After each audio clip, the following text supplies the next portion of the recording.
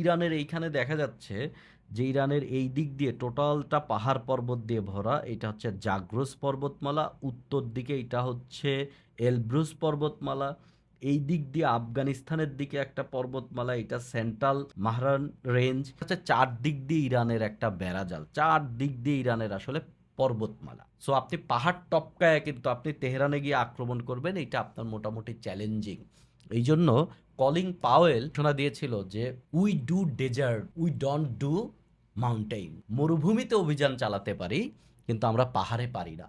এবং আফগানিস্তান থেকে তারা ফেরত যেতে হয়েছে, শুধু পাহাড় পর্বতটাই একটা বিশাল বড় challenge. So boots on the ground বা মিলিটারির বুট মাটিতে রাখা, স্থল অভিযান চালানো আর পাহাড় পর্বত টপকে স্থল অভিযান চালানো দুইটা দুই ব্যাপার। পাহাড় পর্বত টপকায় আপনাকে শুধু তো মিলিটারি না, আপনাকে রিসোর্স নিয়ে যেতে হবে, আপনাকে কামান গোলাবারুদ ট্যাঙ্কার নিয়ে যেতে হবে, শত শত মিলিটারি গাড়ি নিয়ে যেতে হবে। তো সেই পাহাড় পর্বত টপকায় তো আপনি যেতে পারবেন না। সেইগুলা হচ্ছে মূলত প্রাকৃতিক দেয়াল হিসেবে কাজ করে। আবার মাঝখানে বিশাল বরাবর হচ্ছে দাস্তে কাবির, এটা হচ্ছে পুরা লবণাক্ত মরুভূমি। দাস্তে লুত, এইটা একটা লবণাক্ত মরুভূমি। তার মানে টোটাল জিনিসটাই আসলে দুর্গম জায়গা দিয়ে ভর্তি। এইটা ইরানকে একটা প্রাকৃতিক দুর্গ তৈরি করেছে। কিছু অংশ সমতল আছে, এই যে সাত আল আরব, ইরাকের এইখানে একটু সমতল ভূমি আছে, কিন্তু এইটাও এক প্রকারের সোয়াম ফরেস্ট। আপনি যদি ইরাকের দিক দিয়ে ঢুকতে চান তাহলে এই জায়গাটা কিন্তু সোয়াম ফরেস্ট টাইপের। সো এই জায়গাটা পার হয়ে যাওয়া এইটাও একটা প্রাচীর। এই প্রাচীর পার হয়ে গেলে আবার জাগ্রস পর্বতমালা, এটা আরেকটা প্রাচীর। সো এই পর্বতমালা টপকে টপকে তেহরান পর্যন্ত গিয়ে আপনি স্থলপথে আক্রমণ করবেন, এটা মোটামুটি অসম্ভব বলা যায়। এবং এর আরেকটা সমস্যা ইরানের, আমাদের বাংলাদেশের একটা ব্যাপার আছে যে আমরা বাংলাদেশের 99% মানুষ হচ্ছে আমরা বাঙালি। আমাদের মোট জনসংখ্যার 1% আছে যারা বাঙালি না, অবাঙালি। সেটা চাকমা হোক, মারমা হোক, গারো হোক। মোট জনসংখ্যার মাত্র 1% আছে যারা হতে পারে বাঙালি জাতীয়তাবাদে বিশ্বাস করে না। কিন্তু ইরানে দেখা যাচ্ছে যে 60% মানুষ আছে যারা ফার্সি ভাষাভাষী।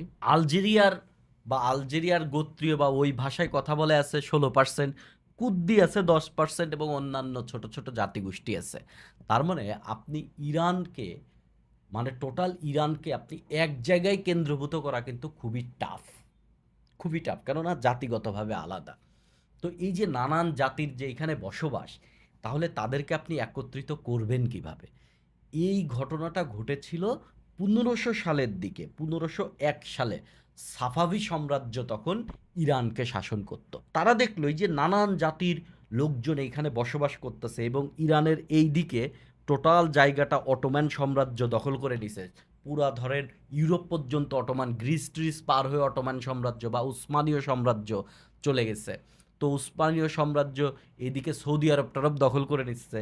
সো কিছুক্ষণ পরেই সে ইরানকে দখল করে নিতে পারে, তখন সাফাভি সাম্রাজ্যের পতন হয়ে যাবে। তার মানে তখন ইরান হয়ে যাবে ওসমানী সাম্রাজ্যের একটা অংশ।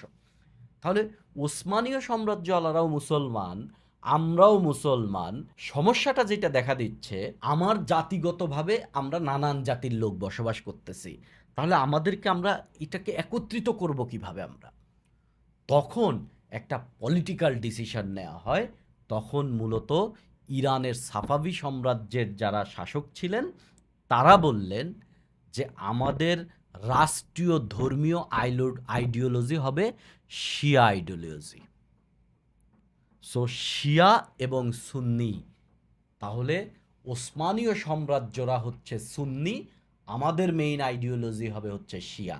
তার মানে আপনি আলজেরিয়ান হন, আপনি কুর্দি হন, আর আপনি ইরানি হন বা ফার্সির লোক হন, তা আপনি মেইনলি হচ্ছে শিয়া।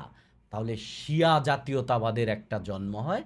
এই শিয়া জাতীয়বাদ এটা একটা পলিটিক্যাল মুভমেন্ট, এর মেইন টার্গেটই ছিল হচ্ছে টোটাল ইরানের এই সাফাবি সাম্রাজ্যের সমস্ত মানুষকে একটা জায়গায় সেন্টার করা, সেটা হচ্ছে শিয়া।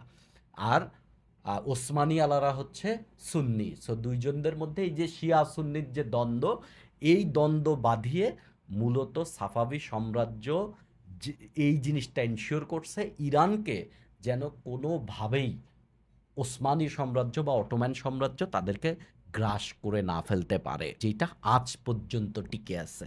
এবং ইরান এটা খুব ভালো মতোই এখন জানে যে শিয়া মতাদর্শ বাইরে যাওয়ার তাদের আর কোনো সুযোগ নাই, এবং তারা যদি বাইরে চলে যায় তখন তাদের একটা বিশাল বড় ঝামেলা হয়ে যাবে। তখন দেখা যাবে যে ইরানের লোকজন সে ইরানের সরকারকেই পাত্তা দিবে না। এই জন্য ইরান এই বর্তমান টাইমে, এই হচ্ছে ইরান, সে একটা শিয়া বলয় সৃষ্টি করার চেষ্টা করছে। এইটা হচ্ছে তার শিয়া বলয়। এই ইরান থেকে এরকম, এটা হচ্ছে শিয়া বলয়। এই শিয়া বলয়তে কারা কারা আছে? এই শিয়া বলয়তে ইরানের উপরে আছে ইরাক, ইরাক থেকে সিরিয়া, সিরিয়া থেকে এটা চলে আসছে লেবানন পর্যন্ত।